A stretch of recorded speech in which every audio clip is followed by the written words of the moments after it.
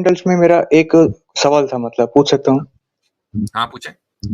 जैसे आप ये आर्गुमेंट देते हो कि कुरान गॉड की तरफ से है, और इसका रीजन आप ये देते हो कि क्योंकि गॉड का जो कॉन्सेप्ट है उसका परफेक्ट जो डिस्क्रिप्शन है वो आपके बुक में पाया जाता है। तो मेरा ये सवाल है कि मान लो कि मैं एक बुक लिखा हूँ और मैं आपका परफेक्ट डिस्क्रिप्शन उस बुक में लिख दिया, तो क्या उसके बाद मैं जो भी लिखूं, क्या उसका स्टेटमेंट आपने बताया ये प्रूव हो जाएगा? मतलब ये आप सवाल था। अपनी इस सवाल को दोबारा, हाँ। पहला जो सेक्शन है ना सवाल का, दोबारा कहिए, उसी के अंदर देखिए क्या प्रॉब्लम है, दोबारा बोलिए। आप कुरान को इसलिए मानते हैं, आगे।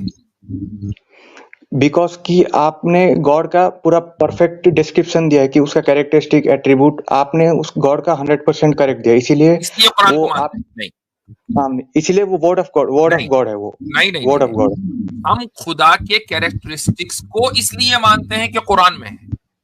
कुरान को इसलिए नहीं मानते कि कुरान में कैरेक्टरिस्टिक्स हैं। अच्छा। समझ में आया?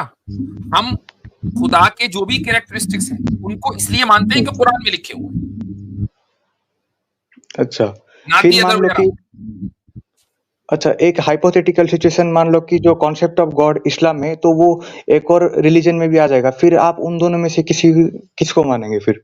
मैंने जो रमजान में पहली स्पीच की थी रब्बानियत वाली, जो आपने सुनी भी, जिसके बारे में आपने पिछली स्ट्रीम में सवाल भी किया था, उसमें सवाल का जवाब हाँ। मैं दे चुका हूँ कि क्यों इस्लाम में जो कॉन्सेप्ट ऑफ गॉड है वही मेक सेंस करता है, कोई दूसरा नहीं करता, किसी दूसरे नहीं, रिलीजन का।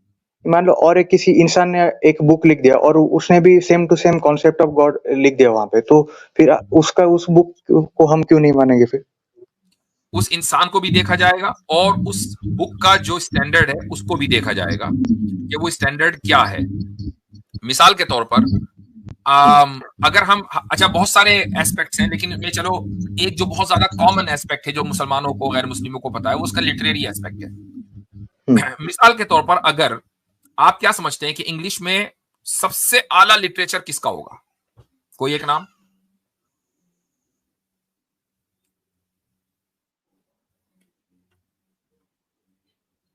जोहन भाई, कोई एक नाम बताएं। कोई एक नाम। शेक्सपियर, मिल्टन, किसी का नाम बताएं। शेक्सपियर। हाँ, शेक्सपियर का नाम। शेक्सपियर का नाम, ठीक है। अच्छा, उर्दू लिटरेचर में कोई नाम है जहन में, बहुत आला किस्म का लिटरेचर जिसका हो? है ना, वो आपके मतलब दोस्त है, जावेद अख्तर। अच्छा, गालिब का नाम ले लें, जावेद अख्तर का नाम ले रहे हैं। जावेद अख्तर तो सी ग्रेड शायर है बेचारा। तो मिर्जा गालिब का नाम ले लें। हाँ, जावेद अख्तर के दादा बड़े जबरदस्त शायर थे। तो खैर एनीवेज, तो गालिब हैं, इकबाल हैं, ये सारे हैं। तो आज अगर कोई लिटरेचर की में कोई अचीवमेंट करना चाहता है ना, तो उसके सामने ये सब मौजूद है, उनके लिटरेचर से असरअंदाज होकर, उनके लिटरेचर से मुतासिर होकर वो अपनी बात रखेगा। कहीं वो गालिब की कॉपी करेगा, कहीं वो इकबाल की कॉपी करेगा। लेकिन आपको कुरान में, अरबी जबान में जो बहुत बड़े बड़े नाम है ना लिटरेचर में, इमराउल कैस है, या इसी तरीके से क्या कहना चाहिए, बाद में चलकर मुतनब्बी है, और उससे पहले अंतरा इब्न शद्दाद हैं, वगैरह वगैरह वगैरह, बहुत सारे बड़े बड़े शुअरा और लिटरेरी इंडिविजुअल्स गुजरे हैं। कुरान ने इनमें से किसी एक की भी कॉपी नहीं की। कुरान ने अपना एक स्टैंडर्ड सेट किया। अब अगर कोई भी इंसान लिटरेचर की किताब लिखेगा जिसकी बुनियादी हैसियत क्या है कि वो लिटरेरी पॉइंट ऑफ व्यू से बहुत मैग्निफिसेंट बुक है, तो उसमें कहीं ना कहीं किसी के कलाम की से वो मुतासिर होगा। एक जबरदस्त वीडियो मैंने कुछ दिन पहले देखी, एक शिया स्कॉलर है, तो वो वीडियो काफी वायरल हो रही है, तो मैं उसका रेफरेंस दे रहा हूं। उन्होंने गालिब के 2 अशार पढ़े। अब गालिब देखें कि उर्दू दुनिया का कितना बड़ा नाम है। तो उन्होंने एक तो उसकी जवानी का शेर पढ़ा और एक उसके बुढ़ापे का।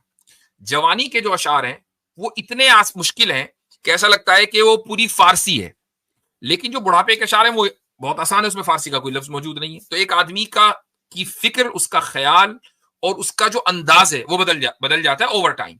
उन्होंने इकबाल की भी मिसाल दी। इकबाल की जो मिसाल है वो इस तरीके से कि एक जमाना था इकबाल की फिक्र का, जो उनकी जो आइडियोलॉजी थी वो क्या थी कि जी वो प्रो डेमोक्रेसी हैं, जरा लिबरल हैं, लेकिन उसके बाद उनकी जिंदगी के अंदर इनकलाब आया कि अब वो एंटी डेमोक्रेसी है, एंटी लिबरलिज्म है। तो ये 360 का चेंज है। आपको इस्लाम में, कुरान में आपको फिक्र की तब्दीली नहीं मिलेगी। पहले दिन अल्लाह एक है, उसकी इबादत करनी है, आखिरी आयत में भी अल्लाह एक है, उसकी इबादत करनी है, यही पैगाम दिया गया ना। उस पैगाम के अंदर कोई बुनियादी तब्दीली नहीं है और लिटरेचर में किसी की कॉपी नहीं है। तो ऐसी कोई किताब लाके दिखा दो। तो मतलब आप बेसिकली ये बताना चाहते हैं कि कोई भी किताब में कॉन्ट्राडिक्शन नहीं होना चाहिए, आप यही बताना चाहते हो ना?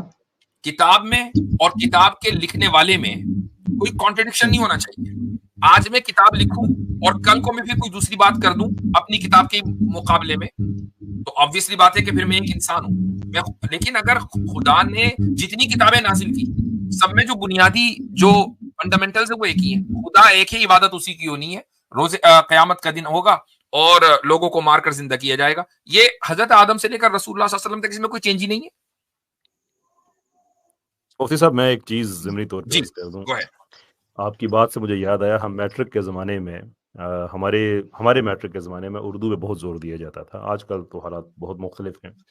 तो हमें गालिब की ज़िंदगी के 3 अदवार पढ़ाए जाते थे कि उनमें फ़र्क क्या है। तो उसमें था कि सहल तरीन जो उनका दौर था, फिर हर दौर का एक नुमाइंदा शेर भी होते थे। वो शेर भी मुझे याद थे, अब बहुत अरसा हो गया, शायद मैं उसमें कुछ गलती कर दूं। कि आसान तरीन दौर का नुमाइंदा शेर उनका था कि दिले नादां तुझे हुआ क्या है, आखिर इस दर्द की दवा क्या है। बड़ा आसान सा, कोई मुश्किल नहीं है। और जो फिर मीडियम दौर था जिसमें कुछ गहराई थी, उसका नुमाइंदा शेर हमें पढ़ाया गया था कि गम से खूगर हुआ इंसान तो मिट जाता है गम, मुश्किलें मुझ पे पड़ी इतनी कि आसान हो गई। और जो उनका मुश्किल तरीन दौर है, उसका जो नुमाइंदा शेर था वो था कि नक्शे नाज बुते तनाज बा आगोशे रकीब, पाए ताउस पे खामाए मानी मांगे। हमें जबरदस्त, उस वक्त भी इसका मतलब नहीं पता था और आज भी नहीं पता, बस ये अल्फाज जहन में रह गए। तो बिल्कुल आपकी योहान बात से सही पूछे, योहान को समझ में आया कि नहीं? नहीं, मुझे कुछ तो समझ ही नहीं आया। अच्छा, पहला वाला आया? कौन सा वाला? कैसर भाई, आसान वाला, सबसे पहला जी, जो उनका। जी, दिले नादां तुझे हुआ क्या है, आखिर इस दर्द की दवा क्या है। आखिर इस दर्द की दवा क्या है? नहीं समझ में आया? नहीं आया, आप थोड़ा समझा दे। आखिर इस दर्द की दवा क्या है, ये आपको नहीं समझ में आया? हाँ, ये समझ में आ गया, पर किस दर्द का बात करें? नहीं, वो अलग बात है। वो हाँ। अलग है। हाँ, वो एक इंटरप्रिटेशन में चले गए, लेकिन जो लफ्ज हैं वो तो आपको समझ में आ गए ना कि यार दर्द की बात हो रही है, दवा की बात हो रही है, ये सारे अल्फाज है ना। और जो उनका जो तीसरा शेर कैसर भाई ने पढ़ा था, वो तो मुझे भी नहीं समझ में आया, उनको किसी को नहीं समझ में आया क्या है वो। वो सिर्फ वासिम इफ्तिखार भाई को समझ में आया होगा और वासिम भाई कहना चाह रहे होंगे कि बेटा ट्यूशन लेने कभी घर आना योहान भाई मुफ्ती साहब, इसमें मैं एक पॉइंट ऐड करना चाह रहा था कि एजाजुल कुरान पे कुछ मैंने लेक्चर सुने थे, उसमें एक पॉइंट ये था कि कुरान यानी कि नबी अलैहिस्सलातु वस्सलाम से 2 चीजें साबित है, एक कुरान है और एक सुन्नत है जिसको हम हदीस कहते हैं। और दोनों का उस्लूब देखें तो दोनों पता चलता है कि एक आदमी के नहीं है। सही, बिल्कुल। ये कैसे मुमकिन है कि एक, और ऐसी नहीं है कि कुरान शरीफ जो है वो लिखी हुई किताब है, वो भी बोली हुई किताब है, यानी बोली हुई बात है, जैसा कि हदीस बोली हुई है। तो ये एक नामुमकिन चीज है कि एक इंसान जो है वो 2 उस्लूब कंटिन्यूअसली 23 साल तक मेंटेन कर ले, ये पॉसिबल ही नहीं है।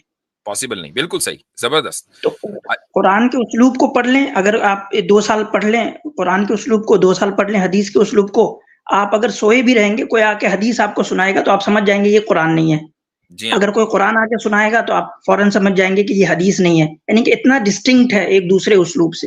एक तो ये चीज पॉसिबल बात नहीं है।